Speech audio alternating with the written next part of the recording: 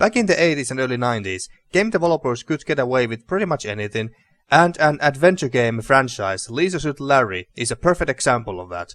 But the question in this video is, how does the original game's enhanced remake and the setting of Leisure Suit Larry hold up today? My name is Siperos, and these are my thoughts on Leisure Suit Larry Reloaded. Leisure Suit Larry Reloaded was crowdfunded through Kickstarter started by Replay Games in 2012, one of the main designers behind the project being Al Lowe himself, the original creator of the series. The game was then released in June 2013. Leisure Suit Larry Reloaded is the second remake of the original game from 1987, developed by Sierra Online, the first remake being published in 1991. The goal of the game is very simple. Help a 40-year-old virgin Larry Laffer to find true love in the city of Lost Vegas. And that's really it. It's purely a comedic adventure game that doesn't try to tell a serious or epic story of a hero trying to save the world or damsels in distress. There's not really anything else to say about it and nothing to even spoil. Leisure Suit Larry Reloaded, in my opinion, is a good example of a product of its time as far as the setting is concerned. Like I mentioned earlier, game developers back in the 80s and early 90s got to do pretty much anything they wanted with their games and the content in them and get away with them. And one of the reasons for that was most likely because of ESRB, the organization that assigns age and content ratings to video games in the US, was founded in 1994. 4 Leisure Suit Larry games were developed and released before the founding of ESRB. Now, how many adventure games with sexual content like Leisure Suit Larry has come out over the recent years? Not many, if any. At least I can't come up with one. I even tried to look for some but couldn't find any. And no, anime dating sims with nudity and other sexual content do not count. I'm talking about traditional, old-school, western adventure games here. People just don't make more sexually raunchy adventure games where your main objective is to hit on women and get them in bed with you, like in Leisure Suit Larry anymore these days. And that could be for a couple of reasons. 1. ESRB ratings, obviously. And because developers, and especially publishers, want their games to reach as many hands as possible, they usually avoid adding content that could give their games more mature ratings. Although admittedly point-and-click adventure is such a niche genre these days that I don't think that most developers think about ESRB ratings too much. But it could still be one of the reasons. And 2, people simply have different tastes and expectations from adventure games these days. Not saying that there are no people wanting more Leisure Suit Larry-like games. Heck, I want. And there is actually a new Leisure Suit Larry game in development as we speak, but more about that later. Anyway, today people want more intriguing stories, creative worlds to explore and interesting characters to interact with.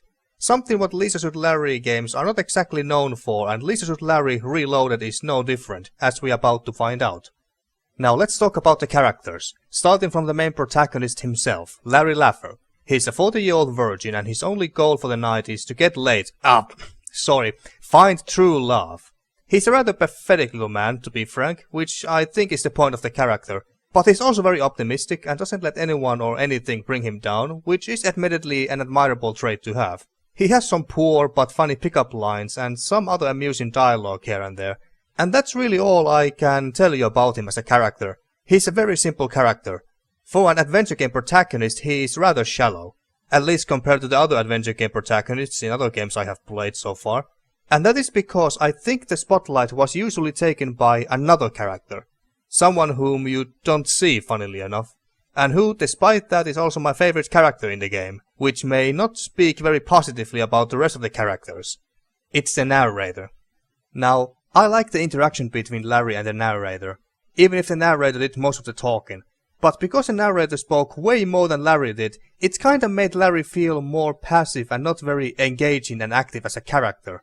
The narrator was describing about 90% of all the things that was happening and the interactable objects we clicked on, and Larry very rarely added anything himself. He feels like a mindless puppet you control in a video game, which may sound weird because of course that applies to all video game characters controlled by the player, but with Larry it felt way more apparent. I wished he talked and commented on things more to bring more of his character out. The other characters in the game, excluding the 4 girls you try to seduce, were not any better. They were there just to be there, really, or to give you the items you need to solve the puzzles. They very rarely have anything interesting to say. Heck, in most cases you don't even have dialogue options when you talk to them. Actually, I don't think you can have conversations with different dialogue options with any of the side characters in the game, except for the girls. But I could be wrong about that. I just don't remember having long conversations with anyone I spoke to. So if you are into adventure games with interesting characters and want to hear their life stories, you may want to pass this one. Even the 4 girls you are trying to seduce in the game are not any more well developed than Larry himself. They are basically just eye candy, which is kinda the point of the game. But at least you get quite a few dialogue options with them as you try to score with them, and some of the lines coming from Larry and the narrator commenting on them are rather amusing. Normally I would consider the lack of depth in characters, especially in the protagonist, in a point-and-click adventure game as a negative. But in this game, it makes sense to not have intriguing and deep characters. Because remember your goal in Leisure Suit Larry games. Your goal is to score with women and get laid. That's it. There is no need for characters with depth and interesting backgrounds or personalities. You don't care. Or at least the developers assume you don't care. You just want to meet attractive women and get them in bed with you. And even they don't need to be that well developed because you, again, presumably, don't care. Or at least Larry doesn't.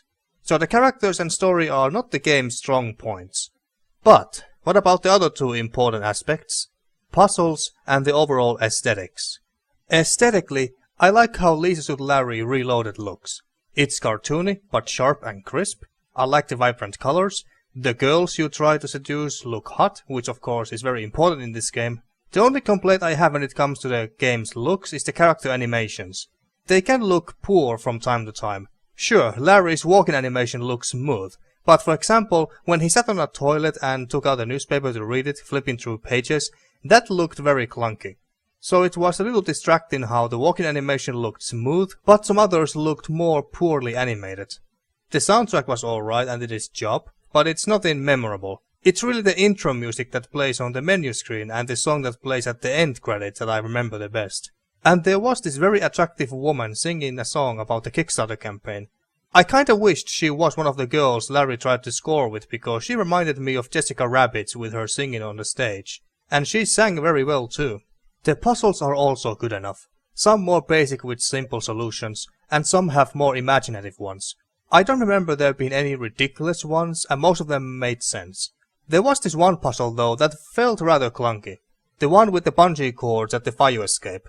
We had to use the cord to get down to a window and get some pills from behind the window. But I wasn't sure how I was supposed to make Larry climb down. The solution was obvious, I knew what I had to do, but I had to use a specific item on a specific thing to get down, and figuring that out took me about half an hour or so. Another rather tough one was finding the password to get to the back room in Lefties. I actually didn't even find it all by myself, but got some tips from a viewer in the comment section. But I don't think I ever went to read a walkthrough at any point. I'm pretty sure anyway. But if I did like once, I may not remember it. One thing I also must mention about these puzzles is that many of them are very raunchy in nature. Some more than others. You will pick up dildos, a love doll, buy condoms, and so on. There is no actual nudity in the game until at the very end as a reward for getting that far. I even went to censor the naughty bits in my video just to be safe. So if you really want to see some naked nipples of a woman in a jacuzzi that badly, I suggest you go and play the game yourself. Speaking about raunchiness, as you might imagine, the game's humor is very raunchy as well with its adult content. And that's really all the humor there is in the game. Now, while I like adult humor, I can see many people getting tired of it eventually, and I guess I did a little bit as well near the end. So that's why I think it's a good thing that the game was not much longer than it was. I beat the game in about 10 to 11 hours. During the Kickstarter campaign, they did reach the stretch goal that allowed them to add a new girl to the game as well as some new locations and puzzles. I think this is the first time I have ever thought that maybe it was a good thing that the video game crowdfunding campaign didn't reach other stretch goals to add more content to the game, because I'm afraid that if they did, the game would have overstayed its welcome with its length and repetitive sexual adult humor. I also quickly want to mention 2 other gameplay features. First, you can die in this game, but it doesn't happen too often, and it doesn't punish you by going back to your previous save you made an hour ago. The game continues from the area you just entered before you went and died, so you won't lose a lot of progress. And the deaths are rather amusing too. The second thing I want to mention is that I was positively surprised to see that the developers made sure that you can't end up to an unwinnable situation in the game when it comes to money. Money is important in the game because you need it to buy certain items, and most importantly, you need it to ride the taxi. And you'll be riding the taxi a lot because you need it to move to different locations, like the Lefty's bar, Caesar's casino/hotel, and the convenience store. You can gamble for more money by using the slot machines you can find from almost anywhere. And even if you do run out of money, there is this one friendly bum, I think his name was Kontiki, who helps the fellow man down with his luck by giving you 10 bucks. And as far as I know, he does this indefinitely. If I were you, I would gamble all the money I got by using the first slot machine I run into at the Lefty's bar at the very start of the game and make thousands, so I would not need to worry about money for a long time. Leisure Suit Larry Reloaded is a raunchy game with repetitive adult humor that will grow old for some people. The visuals look good and the girls look attractive, although soundtrack is nothing special or even memorable. And some of the puzzles were challenging enough to make me scratch my head, but I did not feel forced to go and read a walkthrough either. The characters, including the protagonist himself, are rather shallow, making the narrator my favorite character in the game, and there is no real intriguing story either. So basically the game does all the core features of an adventure game well enough with the graphics and art style, the sounds and music and puzzle design, but the storytelling elements and characters are very shallow and bare bones. Now, despite its strengths and weaknesses, I must give Leisure Suit Larry Reloaded credit for one thing. It doesn't pretend to be more than what it is. This game is about trying to pick up girls and get laid. That's it. It doesn't take itself seriously. When people want to play a Leisure Suit Larry game, they want a raunchy game with attractive women, adult humor, and some challenging puzzles to solve to reach their ultimate goal. Maybe even a sexy reward at the end. They don't care about stories or side characters with long backstories and many dialogue options, etc.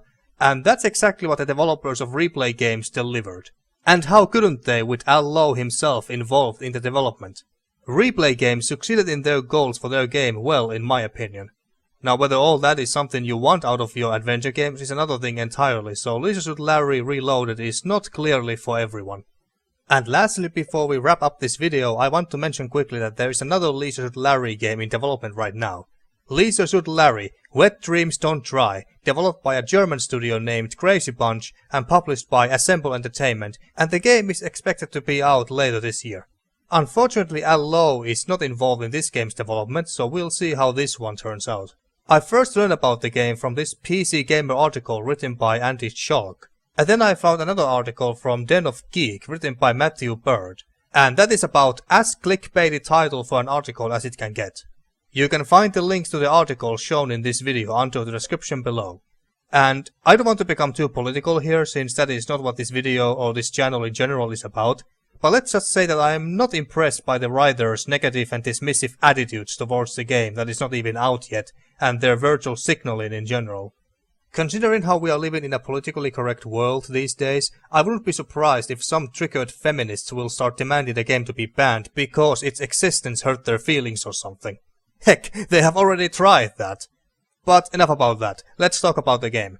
Apparently the game takes Larry from the late 80s to directly into 21st century, and boy has the world changed, and his view of the world and women from the 1980s dramatically collides with modern reality. That sounds like a promising setting, but I got two complaints about the game's art direction. One, the way how Larry looks. He's not a midget anymore here, which is a shame because I think it worked for the character. It emphasized what kind of a pathetic little man he is. Here, he looks like a college student dressing up as Larry Laffer for a Halloween costume party or something. The second complaint I have is the overall color palette used in the game. Why is it so pink? So many soft and, for the lack of a better term, girly colors. This is the kind of color palette you would use in a Barbie game. So not a huge fan of the way the game looks. But I am going to pick it up and play regardless. Who knows? Maybe it turns out to be a fun and enjoyable Leisure Suit Larry adventure, even if Al Lowe is not involved in the development. We shall see. So, those were my thoughts on Leisure Suit Larry Reloaded. What are your thoughts on the game? Let me know in the comments, and thanks for watching.